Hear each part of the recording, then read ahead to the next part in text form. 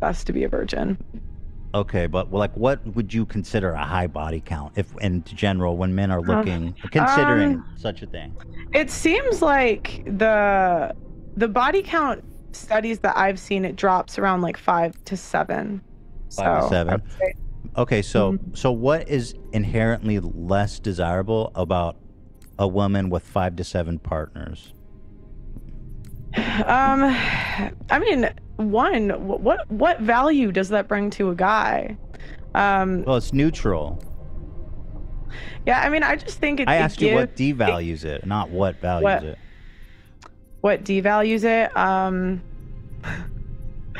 I think that you have more exes to compare your current partner to. Oh, so it's insecurity. So you would be insecure. If you want to label it that way, but it's like, why would you want someone with more exes? 5 to 7 sexual partners means that there's too much to compare me to, and therefore you might think that I'm inadequate because you've had better partners. Well, it's also like the rate. Women are happier when they're virgins on their wedding day. So that is just something you said. No, look, I mean, you can look up the studies on body count. I can. Yeah, we can fact check that. It just seems like something you just say. It's like from the Family Institute, something in Family Institute. Okay, but so while we look that up, let's say so women are happier, but the more sexual partners a woman has, the less happy she tends to be. But I'm asking you, married. what is less attractive? Because you talk about men are looking for women who have had less sexual partners. So what is less attractive? What makes them less attractive? What makes them less attractive? Men don't want hoes. What do you mean by that? Men don't want women that have slept with multiple people. We're talking about 5 to 7 partners. Why don't men want hoes? Do you want a woman with a lot of bodies? 5 to 7, I don't consider. I think that's totally like. Well, I think most men would, pray for that nowadays. But what do you mean most men would pray for it? Because the number I looked up is 10% of women there's only 10% of women in the United States have more than 15 partners. The average number is 4.2. Did that study was for women? It included older women too, though, didn't it? 25 to 44. Yeah, yeah, I just think it would probably be more accurate if you kept women under like 35, but So what makes a hoe? What does a hoe mean? I mean, it depends on who you ask. I'm asking you, clearly. What do I think? I mean, from a historical perspective, really a virgin. Like, I think you should be a virgin on your wedding day. Okay. That's my opinion. But what's that have to do with men being attracted? You said men don't want to date hoes. I just want to unpack that. Mm-hmm. Men don't want to date hoes. I don't know what that means, if I can be totally honest with you. Men would prefer a woman with less sexual experience than more. Oh, less? Well, so I gotta disagree with you. I just don't think that's true. I don't think men care. I don't think men care how many sexual partners their women have had, unless it's like 100. But that's true of men. Men who have had 100 sexual partners are also pretty. Do you think women care about Drake's body count? Why? Like women want to sleep with Drake and like other celebrities. Do you think they care about their body count? Are we talking about Drake, or are we talking about general public? I mean, Drake's a celebrity. But men aren't lining up to date like Lana Rhoades, Mia Khalifa, and like actually marry them. You fucking crazy? Dude, are you crazy? Do you really believe that? Dude, men would, there is quite literally. There are men that would literally give their life to do that. You can't believe that. Yeah. Yeah. You think the men with the most options, that's what they want to do. Men with the most options want to do what? Okay. We're not talking about men with the most options. Are you talking about women with the most options when it comes to Drake? Or are you just talking about average fans? I'm talking about Drake does not have a problem getting laid because of his body count. I would imagine that porn stars I would imagine that porn stars would have a hard time getting into marriage with a man that they respect and admire Aren't you the one that's always been like, let's not talk about fringe cases? What's the point of bringing up Drake? That's like the most extreme example, wouldn't you agree?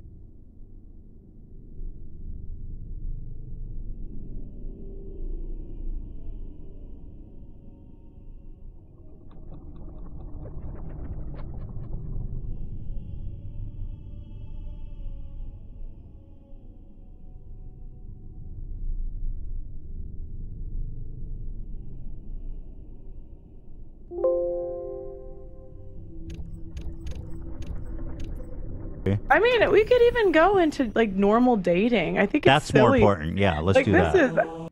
I just think it's silly to argue that men want to date women with high body counts. No, they don't want to. I'm saying I don't think it matters, especially the number you gave me, 5 to 7. The other, yeah, 5 to 7. I don't think men care about that in general. I just don't. I mean, you could argue 15 to 20, 25. Like, I don't know exactly what point, but usually there is a point for most men. Sure, and like women. I mean, and women. I don't think women want to date someone who's like. I just don't think. I don't think it's equal. It's not equal, because Drake. Yeah. No, not because of Drake. Because we should remove like celebrity and outside kind of influences from this, because that obviously creates unusual, fringe cases, which we don't like. We don't like to talk about those. So then what about the abortion one? I was just parodying you. I thought you liked. I was just kidding. I was just joking. Yeah. All right, one last thing. I see that we're getting exhausted here. It's fine. Drake saying, "I want a girl with a future and a past." That's a lyric of his. He wants an experienced girl. Even Drake's talking about it in his damn lyrics. Drake doesn't want a virgin. You just said no celebrities. That's crazy how you just threw that out the window now. Okay, you don't want to talk about it. Drake wants a girl with a future and a past. Oh, stop. His simp pandering music to women. He makes money off of that. Women are like, come on. Drake! All right, let's talk about one last thing. Seems like a creepy, probably. Yeah. And I do thank you for being here. You know, it's combative, but I think it's a good conversation. I wanted to ask you about one last thing. This comment I thought was interesting, and tell me what you think about it. This sounds similar to the slavery stuff too, because that's literally the founder of, or the guy who made Roots said, I wanted a myth for my people to live by. So they often, but that's what they do, is they embellish, and I'm not trying to say it wasn't horrible, it was. Right. But they want to make it like more horrible so that they can control people. So in what way was slavery made to seem more horrible than it was? We were talking about, and I don't really want to go into this too much because we're kind of past this, but I was quoting a Thomas Sowell book. So. Okay. Who's that? Yeah. So Thomas Sowell's an author who talks about the history of slavery. So. Thomas Sowell. Oh, so do you agree with that premise that slavery was embellished, or no? I think that there are parts that are under-embellished and there are parts that are over-embellished. I think it just depends what we're talking about. That's so interesting. I've got to know what was over-embellished about slavery. Just like one example, I'm dying to know. Yeah, I just rather, I mean, I was talking about a book that I read, and I think to understand the context, you'd have to read the book. But you just said some parts were embellished, some parts were under-embellished. I just, again... Are you retracting that? I'd really just rather not. Okay. No, but slavery being embellished, that's so interesting. I don't know how you embellish it. There are certain facts that we're not allowed to talk about. Like what? I would love to. We're doing the taboo. We're mixing it up. It's red pill, baby. Let's see the world as it is. Taboo topics. I genuinely want to know how it's embellished. Yeah. What can't we talk about? Come on. I mean, I could show you the video I was quoting, but it's just, I'd rather not get into this, so. Sounds like a blue pill attitude to me. Yeah. I was kind of hoping this was like a good faith interview. Wait, what's bad faith? I'm literally showing you clips of you saying stuff. Yeah, yeah. Wait, hold on. I'm sorry. What about this interview has been bad faith? I just think you're kind of trying to push an agenda, and you're not. Yeah, I just think you're trying to push. That's a clip of you saying that. You can disavow it. That'd be super easy to say I was wrong. From a full interview where I'm quoting somebody. Like, if you watch the full interview, I am quoting somebody. And now you're trying to pin me down about a topic that I don't dive into. Hold on. So it's like, hold on, that's not the point of my channel. Okay, so the point of my channel isn't. I know, but you said it. How is that bad faith? Hold on, let me see. Okay, because I was talking about how the founder of Thomas Sowell talks about how the guy that made Roots talked about how it was a myth for his people to live by. Okay. That's what the guy who made Roots said, Alex Haley. Okay. So, and I can't even talk about that on a podcast without being canceled by the internet. Yeah, but mythology, you know, myth doesn't necessarily mean it's a lie, right? Just because mythology is like a culture, right, but a I'm history. saying that doesn't mean the way it's depicted in the movie was how it actually happened. And that's what he was talking about on the book. But again, I was quoting a book, and you're trying to like pin me down on quoting a book. Let me watch this again and see if I'm doing that. Stuff too, because that's literally the founder of, or the guy who made Roots said I wanted a myth for my people to live by. Yeah. So they often, but that's what they do. Is they embellish. Then you say, but here's what they do. And I'm not trying to say it wasn't horrible. I'm not trying to say it wasn't horrible. Right, but they want to make it like more horrible. But they want to make it more horrible. That they can control people. So that they can control people. Right, but Nick Fuentes agrees. But wait, oh my gosh. 5 minutes before I say Sowell talks about this in his book. So I'm communicating in the interview that I'm quoting an author. You're not being honest. Like, you say they do this to. Okay, so you disavow. Just disavow it then. That's easy. Just say I don't think slavery was embellished. I mean, that's super easy. That's like a layup. Do you agree? You know what I mean? It's like.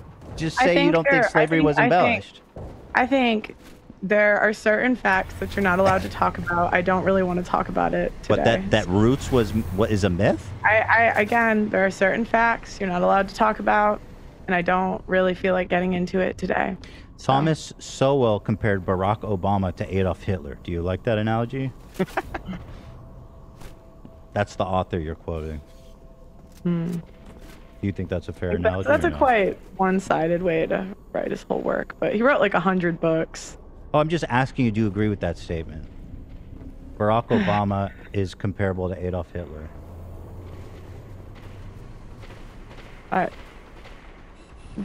No. Okay. See, it's not hard. It's not hard. That's awesome. That's easy to do. You also said George Washington was viewed from his slaves like a father. I guess that's part of what the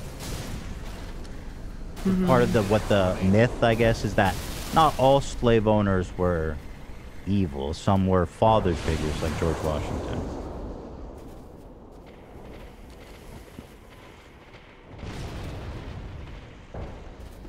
Did you say that? I don't remember. I think like if someone's a great and powerful man in history to the point like they're talking about him hundreds of years later, he didn't have any kids, but didn't he own slaves? What? Did he own slaves? George Washington. Yeah, he did. Yeah, not a real man to me. I'm just saying. No, it's actually interesting. He had a different, like, he inherited his slaves. And it wasn't as simple as he could have just like let them go, because the debt that's incurred on them, like you can't just release them. And so his slaves actually, like, he had a really good relationship with them, and they considered him like a dad. What's your source for that? That was from a Thomas Sowell book. Thomas Sowell. So he's your guy. Thomas Sowell's the man. Thomas Sowell wrote a column about supporting segregation in public schools. George Washington. You want me to apologize? Like, you want me to talk about every single one of this man's opinions? No, I just want I just want to know what you think. Do you think racism was embellished? I mean, it's so easy. I mean, just say no. I think okay. There was a time where I started to read accounts from actual slaves. So these were like in like and you know, I can't really talk about this. Like, even if I talk about this now, they're gonna clip it. They're gonna say things I didn't say. But it's like, I used to read actual slave accounts, and I was surprised how many didn't say bad things about their owners after they were free. Mm-hmm. And it's not to say, like, slavery was a horrible institution, but I can't talk about that fact without getting canceled. I can't say, hey, these slaves had a good relationship with their owners without getting canceled. Because it's not true. Because it's just not true. It's not true. George Washington was not a father figure to his slaves. Well, if you, Rick, look up, like, I think it was Booker 47, let's see, 47 of George Washington's slaves tried to escape. Would you try to escape if you left your master? maybe that one was wrong. I don't know. This was like a little bit on a podcast months ago. I don't really remember, but and I said I wasn't sure if it was Washington either in that interview at some point. But well, George Washington the whole I'm bringing up is I'm not even allowed to have this conversation without. What do you mean not allowed? That, but I mean, we're giving you the platform. I mean, I got months of backlash for this. I'm now like you guys are kind of trying to do a gotcha moment. No. I didn't know about the backlash. Like, I'm not really. I didn't know about the backlash. I promise I didn't. Like, I had months. I just want to know what you think. Like, I had months of people. Like, you know, it's like if I have this conversation, I had months of people calling my employees slaves. Like, that's what they call, like, that's horrible. Yeah, I disagree. Horrible. That sucks. Horrible. But at the same time, and like even the guy, and you know this because you watched the video of that guy. Mm-hmm. The reaction you just showed, like, you're acting oblivious, so I didn't know that, but you do know that because the reaction you just watched was my former co-host who insinuated that my employees were being colonized. Oh, I didn't know that. I promise. So I just wanted to get your take. There. Well, people say, I just wanted to know what your thoughts are on this. That's all. Yeah, I'm not, like, my channel isn't about slavery. That's like a fringe comment. I want to know about you. But I'm asking, like, why are you bringing this up when that's not really what my channel is about? I can only ask you things about. This is interesting. I want to ask you about it. But I can only ask you things in a confined space about your channel? You can, but you understand how that looks to me. It's like you're just trying to pick out every single. Listen, Pearl. To be fair, to be totally fair, you could just say, I don't think slavery was embellished. Like I mean, you were like just that's talking super about, easy. That's a layup for most people. I was quoting a book. That's the crazy part. I was quoting a book. So do you agree with his statement, though? Do I think overall it was embellished? Some parts, sure. There it is. Which parts? Some parts. No, please tell me which parts. Tell me. I think that you can't. I think that certain slaves had good relationships with their owners. Not all, maybe not most, but I think some did. And that just and there are accounts of them saying this. So some slaves had good relationships with their masters. Therefore, slavery was embellished. You know how this is gonna go for me. Like, I don't know why you're doing this. You know I can't have this conversation without them painting it a certain way. Well, just own it then. Just do it. Just say what you want. You know what I mean? Just be red-pilled about it. Who is they? I don't know who's they. Just your haters or someone? The left. The left. Do they have parentheses around the they? Like, I mean, you even came in, like, you researched, like, my family. Like, that's weird. How's that weird? It's all public. It's stuff you talked about. You literally talked about it. It's called preparation, which you clearly done none of. I didn't. Like, you literally do no preparation, and you talk about.